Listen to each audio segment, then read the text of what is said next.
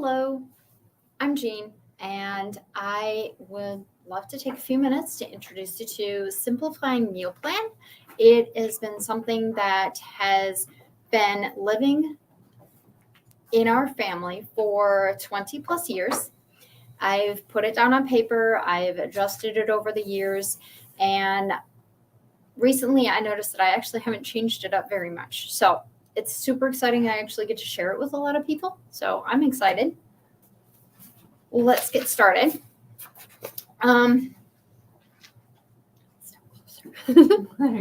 This is labeled for 2 weeks because when I first started this, I needed to get everything out on paper for 2 weeks, and it's titled Meal Plan. It's a basic Excel program, so it's really fun. You can also set it up in Google Sheets, and I know there's another program you can set up in, but I can't think of it right now.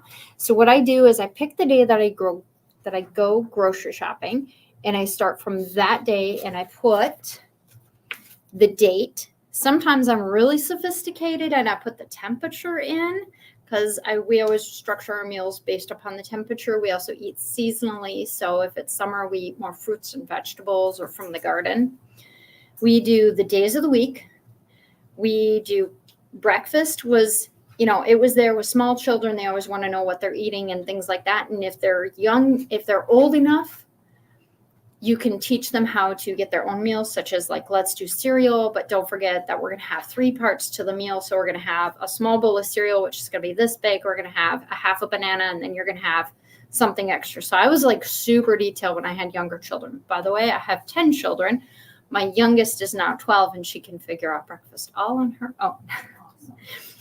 Then the next one is lunch, and then you have dinner. Recently, in the last 2 years, I have expanded my growing family's thought patterns into having them not only just be basic meals, but also taking the feast days, such as Saint Joan of Arc. We would make a Madame Croissant sandwich. So it was, it's a fancy grilled cheese sandwich with an egg on top. So then I put the feast day in there. And then they also wanted to know my schedule. When are we gone? Where are we going? What are we doing? So I put the schedule in there. So it is very detailed. Like I said, it's my brain on paper. It hangs on a refrigerator. So I don't have to go and answer the question, well, what's for dinner?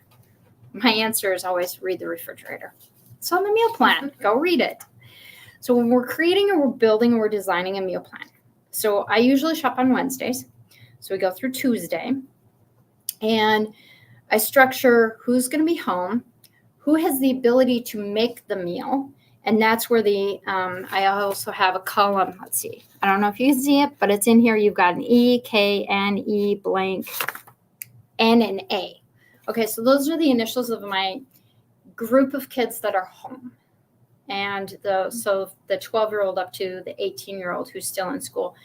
So what can they make? What do they have the capabilities of making? Is it something elaborate or is it something simple? So Ella, she's 12. She can make chicken tenders. Chicken tenders usually contain chicken tenders, which are frozen. We have a stir-fry potato vegetable, and then chips or pickles. So, and usually I'm really specific and I put it all in there so they don't just serve chicken tenders. It's really disappointing to hit lunch and only have chicken tenders. The next thing is dinner. Again, usually it's who's going to be home, who isn't, if they have the capabilities of making it. Herb crusted roast with smashed potatoes and salad. Well, obviously it was a feast day, and that was me, and I was going to be home. So I could make something elaborate. And what I do is I just take the time and you fill it out. You pick out who's going to be home, what are you doing, things like that. You write down, you take a look at the schedule too, because that decides whether you can be really elaborate and make something such as tomato basil pasta with French bread and salad. There's no children. It was only the 2 of us for the weekend. That was all fun. So otherwise, you just make something super simple and easy, such as veggie bowls. Everybody knows what a veggie bowl is, right? You go to Chipotle's, you order the vegetable bowl. You have salad in it. You have rice. You have your fried vegetable or your meat. You have guacamole, pico de gallo, and sour cream and cheese. We shortcutted the version and called it a veggie bowl. We serve it all individual pieces. It's a lot of components, a lot of dishes. My kids hate the meal because they have to wash all the dishes, but hey, it gets their vegetables in too. So that's what veggie bowls is. So we do shortcut a lot of the names and things. This is what a 2-week meal plan looks like. I think you have one. Yep, Sheila has one. Yeah. So it's a lot. You got to think of a lot of meals. You're going to see some blank spots here. This is where I just stopped thinking. My kids stopped thinking. I'm like, well, you know, we eat air. That's what we say when there's blank. We eat air. When we're picking a meal plan, this is really fun. Get a pile of cookbooks. What do you want to cook from this week? That's what we ask. What do you want to cook from? We have somebody tried counting our cookbooks. I think there's over 180 of them. My rule of thumb is if I find 3 recipes in the cookbook that I want to make, it comes home with me because there is always more. This is the slow cooker Whole30. There are slow cooker meals that we strategically place on there when we know that our main chef person is not going to be home and the kids are coming, the older group of kids are coming home and they're tired and they're crabby. So we do what's called a slow cooker meal. And so we have specific days. This year it's dance day. So it's Tuesday and Thursday. So every Tuesday and Thursday evening at our house will be a slow cooker meal. This Thursday is Chipotle chicken thighs.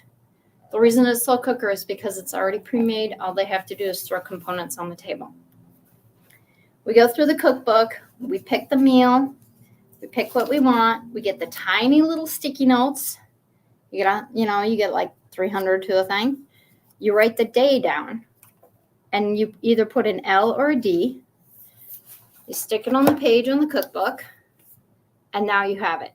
We have a pile in our kitchen of the cookbooks that we've pulled all the recipes from. On the meal plan is a little blip, might be on here.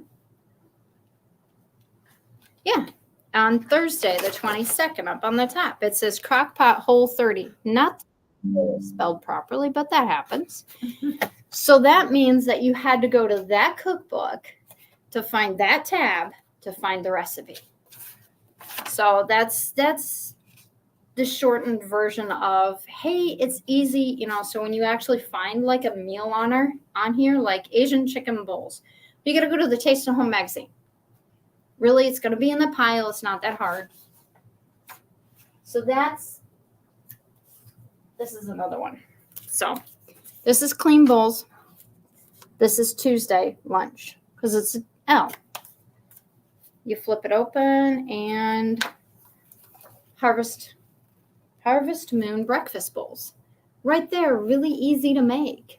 Everybody can make it because it's actually an elaborated decorated oatmeal with cardamom and I think nutmeg in it. Yeah, cardamom, nutmeg, and cinnamon. It's really good.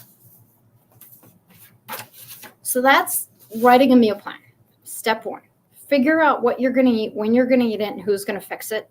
So you're not fixing everything. Or if you are fixing everything, you know that you need to structure your day. How long does this meal take? Stuff like that. So that was me when I was younger, before I actually had the kids old enough to fix their own meals. And then I had to shortcut the next thing, which is the grocery list. I pre-typed this out. It does take a little bit, takes a little bit of thinking, and you had to decide, where do you normally go grocery shopping at? We go to Woodman's in La Crosse. And how is the store laid out? When you go in the door, what's the very first thing you see? It's the candy aisle. Chocolate is a requirement in our house. It's the first thing on the list. If we need chocolate in the house, we check it. We want a specific chocolate, we write the specific chocolate afterwards. Otherwise, it's just chocolate. Then the next items you're going to see are like toilet paper, paper towels, tissues, garbage bags. and then you go into the fruits and vegetable aisle, and then we list out what are our favorite fruits, what are our favorite vegetables, what are we constantly picking up, what are we using, and how this grocery list actually developed was I put together 56 recipes that we constantly fixed in our house over a 2-month period. And I wrote down all the different ingredients that we needed to fix these different 56 meals. And I came up with this list.